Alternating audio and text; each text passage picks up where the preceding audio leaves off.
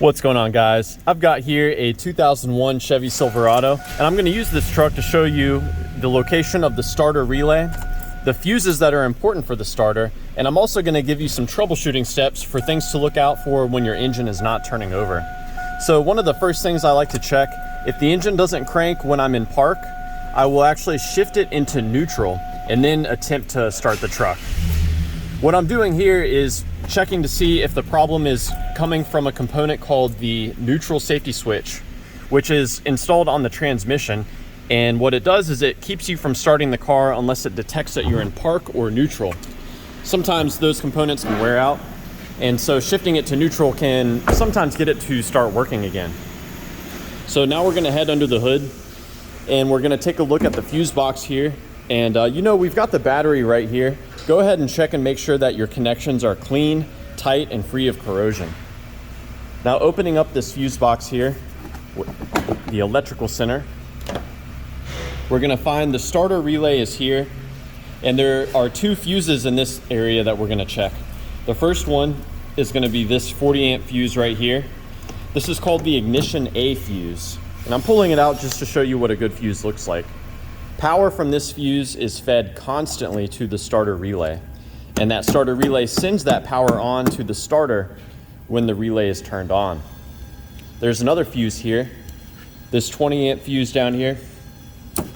Power from this fuse is sent to the ignition switch. So this is called the ignition C fuse, and if this fuse is blown, the ignition switch will have no way of engaging this starter relay. Now there's a third fuse that's inside the car, and it's very important because the role of this fuse is to carry power from the ignition switch to the neutral safety switch that I mentioned earlier. So we can find that in here. We just open this up like so. And you'll note on the back of the cover is a fuse puller as well as some spare fuses here. Now looking into this fuse compartment here, this is called the crank fuse. It's a 10 amp fuse, and this fuse only receives power when the ignition switch is turned to the start position.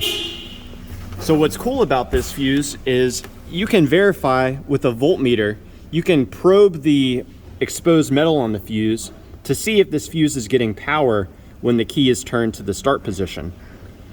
If your fuses under the hood are good, and this fuse is not receiving power when the key's in the start position, then it's very likely that your ignition switch has failed.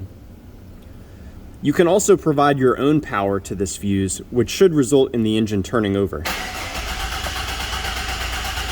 So what I'm doing, I'm using this voltmeter, which is hooked up to the battery positive, and the voltmeter is set up to pass power through it.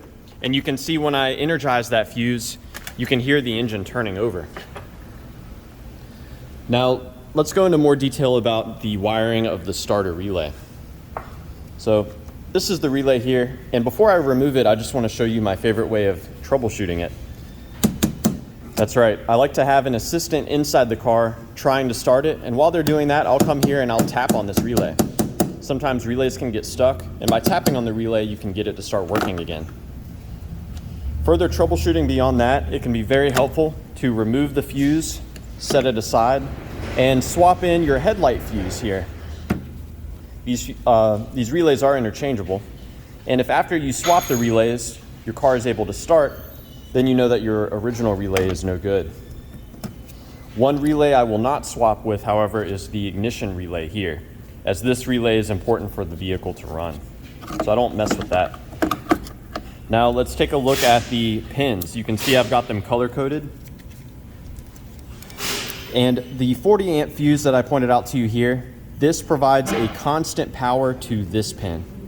So if this fuse is good, you should see power coming in through here. This pin receives power from the crank fuse that I showed you earlier. And the crank fuse sends power to that neutral safety switch. So if your crank fuse is getting power from the ignition switch, but you're not seeing that power present at this pin, then it's very likely that your neutral safety switch is having an issue. This pin should be receiving a constant ground at all times. So as long as you have the ground there, this pin is good to go. And finally, this pin here carries power to the starter itself. you can send your own power into this pin, and that will result in the engine turning over. So what I'm going to do now is use this jumper wire that I've created to bypass the starter relay and the ignition switch and everything else, and I'm going to send power directly to the starter. You can see this is resulting in the engine turning over. So basically what I'm doing is I'm taking the power from our 40 amp fuse here and I'm sending it directly into the pin that carries power to the starter. If you do this and your engine does not turn over, then it's very likely that your starter has failed, that your battery is super weak, or possibly your 40 amp fuse could be blown. So you'll definitely want to check into that. So basically, to summarize, we've got one relay, the starter relay here, which is triggered by your ignition switch. The ignition switch is fed power from the 20 amp fuse here, which is then sent to the crank fuse under in the dash. From the crank fuse, it goes to your neutral safety switch. And if your neutral safety switch is working and your truck is in Parker neutral, then that power will come out at this pin here. And when this starter relay is engaged, it will take power from our 40 amp fuse here and send it directly to the starter. So yeah, I hope that this information has been helpful for you, or at the very least a good starting point in troubleshooting your Chevy Silverado. Please let me know down below if you have any questions or any helpful advice. And thanks for watching.